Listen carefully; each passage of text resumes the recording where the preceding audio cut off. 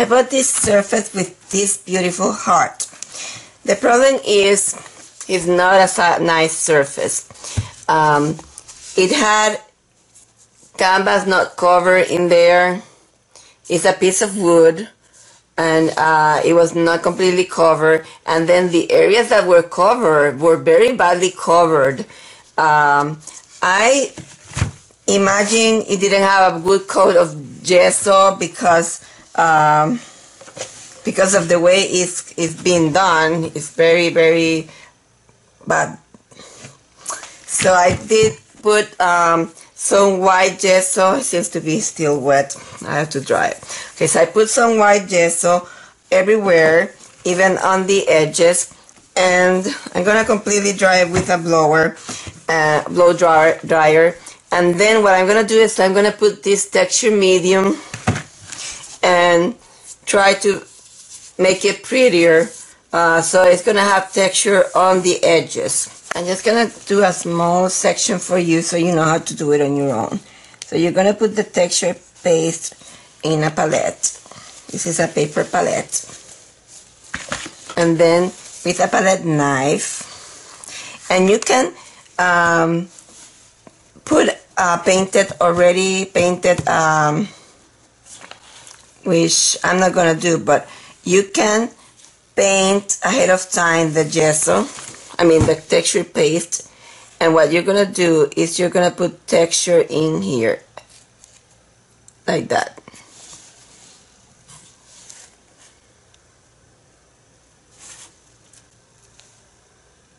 And go all the way around and put some texture like that. I'm gonna show you one that is already done. This is an example of a surface that have the texture, and after I apply the texture, I don't know if you can see it. After I apply the texture, I went with some metallic colors and I painted on top. So I think I painted it first black, and then I put some metallic colors. So that's what we're gonna do on the edges on here if it doesn't pour pretty, okay? You see? That's what I mean as applying texture with a palette knife.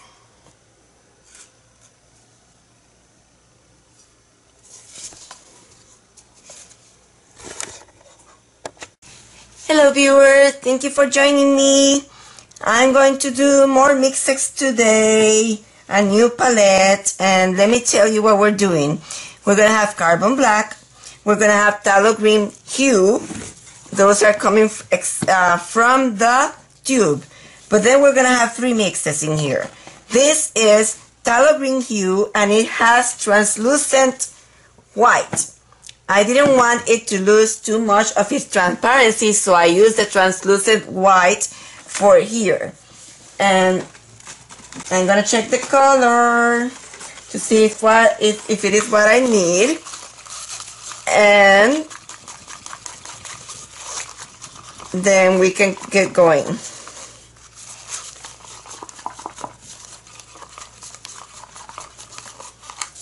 Okay, I think that is pretty because we're gonna also have white, so we can get another lighter color than that. So now the orange is not the orange that I want. I want it to have a tiny bit of the primary magenta in there. So I'm just gonna put a tiny bit at a time. See how much I put? And I'm going to take this opportunity to, let me put a tiny bit more, to tell you that I am selling most of my pours at my store, tallbrush.com. If you want to contribute to my channel, that's the way to do it, because if I don't sell all those pours, I don't have space, so I will have to stop doing this. So I like this color, and that's what I'm gonna use. Now I also want to that color was Cadmium Orange Hue, and I added a tiny bit of primary magenta. So that was what that color is. Now we have a red color in here, which is Cadmium Red Hue, and I want to add a tiny bit of the Quinacridone Magenta. So I am doing some mixing today for you so that you can have other colors. I try to share everything that I can on my channel, so a good way for you to contribute to my channel is if you go to my website and get one of those pours. They are a very, very low price. I am giving them almost at cost, most of them at cost, and it includes the shipping to the United States. If you are outside of the United States, you can ask me for a rate for your shipping. So these are the colors that we're gonna use. We have a Facebook group, Acrylics Pouring, and in there they requested me to do a pour that had red, teal, and black, but I decided to also put orange. So this is what we have for today. I'm gonna use the surface that I show you with the heart, and I'm going to put blunt black on my canvas and bring it with the black in it. So for those of you that are familiar with my channel is everything about sharing, and I share everything that I do in here for you. Today we're gonna try a different type of recipe. Today I'm just gonna put one part of the Liquitex Pouring Medium and one part of the GAC 800. That's gonna be on my pouring mix. Then I'm gonna have 2 parts of water and 1 part of the pouring mix in here, and I am following a recipe that another person by the name of Jenny is doing because I don't want to put any Floetrol on my paints today, because I was told that the Floetrol does not have the same properties as the Liquitex Pouring Medium and the GAC, which dry very, very shiny, and if you put the Floetrol it will take away that shyness. Also, I never use any water on my pours, but I was thinking that maybe it helps having the water, because the trail meal is oil and the water will fight with the oil, and maybe that will help. So I'm testing this today. So that's what I'm going to do. I'm going to try to put only a small amount of the pouring medium in here, like 1/3, and then add water until I have the consistency that I like, and I will show you what consistency it is when we return. Okay, so I added, and this is the consistency that I like. It has to flow in a stream that does not stop, but at the end it make like a small mountain at the end. So now, based on the amount of paint for each ounce that I have, I believe I have about maybe 3 ounces of paint on each cup. I'm going to put 1 drop of the treadmill per ounce, so I'm going to put 3 drops on each cup, except for the white.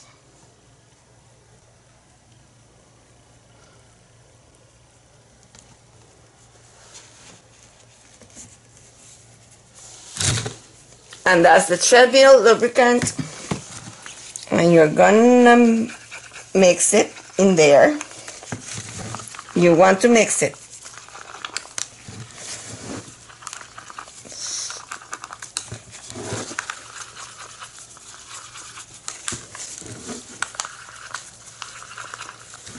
Okay, so we're gonna start, and this was for base coating the canvas. I'm gonna put it away.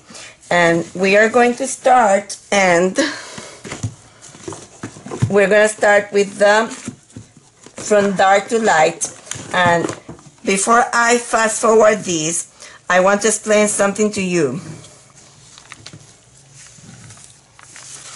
I want to explain to you that when you pour from high, it combines with everything inside there. So if you don't want a color to combine too much with the others, don't pour from high.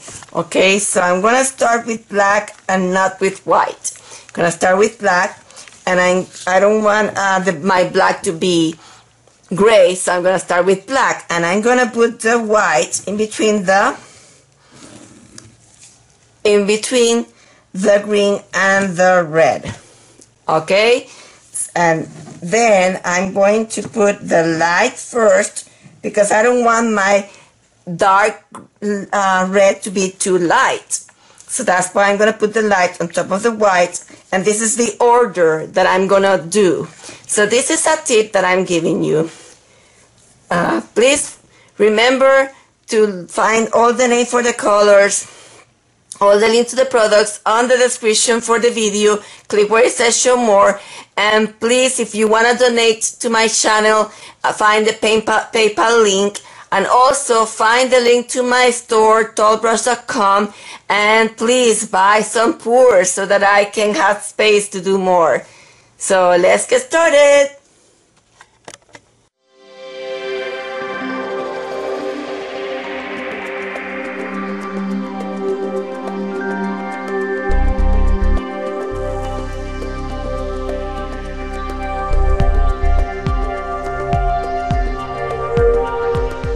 I did not use all the paints because I believe I have enough, but I'm gonna put them aside. If I need to bring more, I will bring more. Let me bring the canvas now.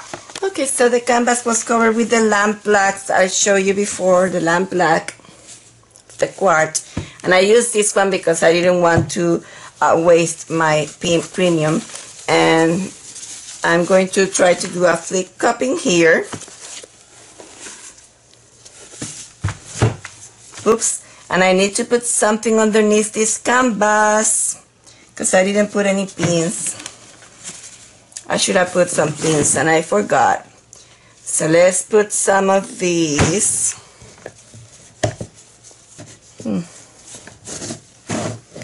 Okay, so I'm going to open it like this.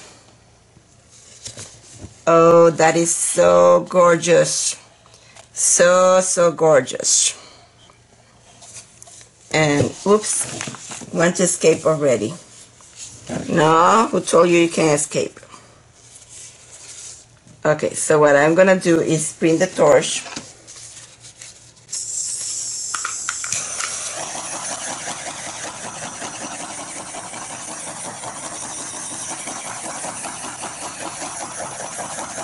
And start moving this.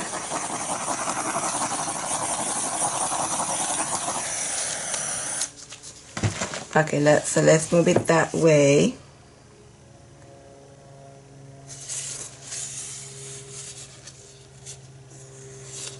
Try to stop it because we don't want to lose it completely.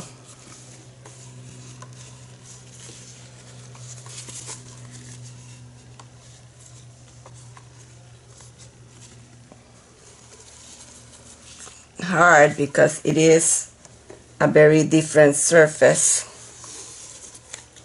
so this is going to be very hard to do.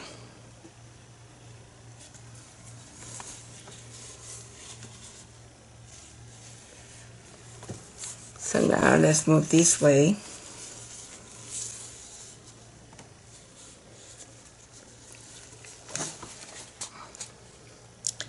See if we can put some more in here.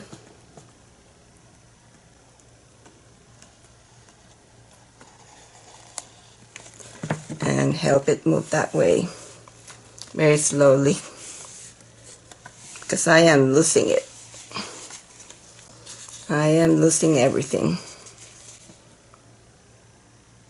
It's a very different surface.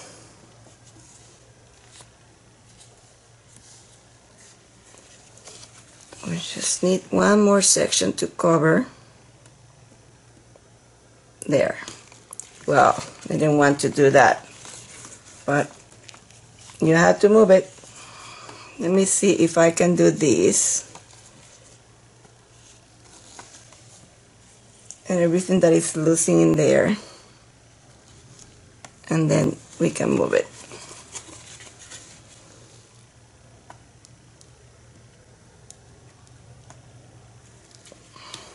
Okay, just going to put it like this in here and bring the torch.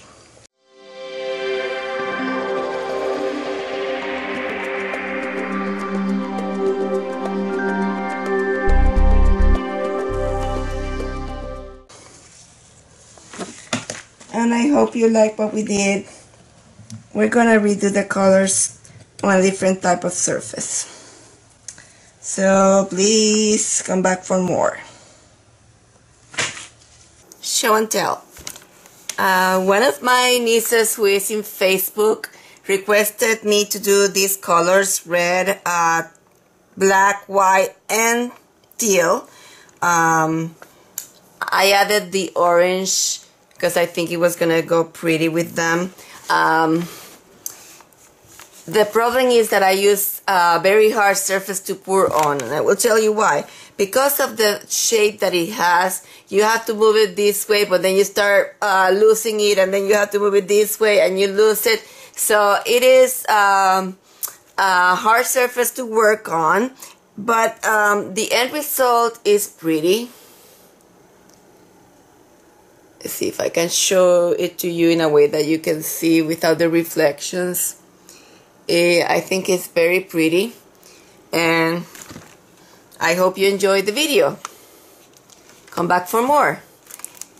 After this pour, I tried to do another one on a different type of surface, and I don't think it was my day because I spilled the pour, but I recovered it from the floor, and I will show you the piece. This is the piece, and it's not bad because it was painted from the pour that went into the tray. So I pick it up from the tray and I put it in here, and look at those cells. It has beautiful cells, even though it was from the floor that I picked it and I put it in here. I don't think it's a bad pour. So I'm gonna try to put them together, these two together, and I hope you can subscribe to my channel and come back for more. Have a wonderful day. I want to give you another close-up to this because it has so many tiny cells. I'm not sure if you can see it. I hope you can. It is so pretty.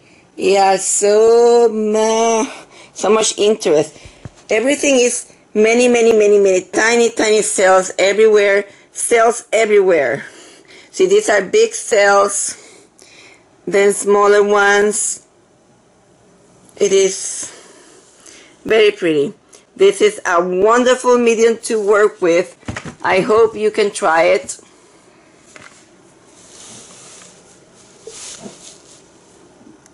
I hope you can try it. I'm gonna adjust it because it was too liquid with that combination. I'm gonna put a new combination in another video, but it is wonderful. And next time I'm gonna work with the surfaces that I have,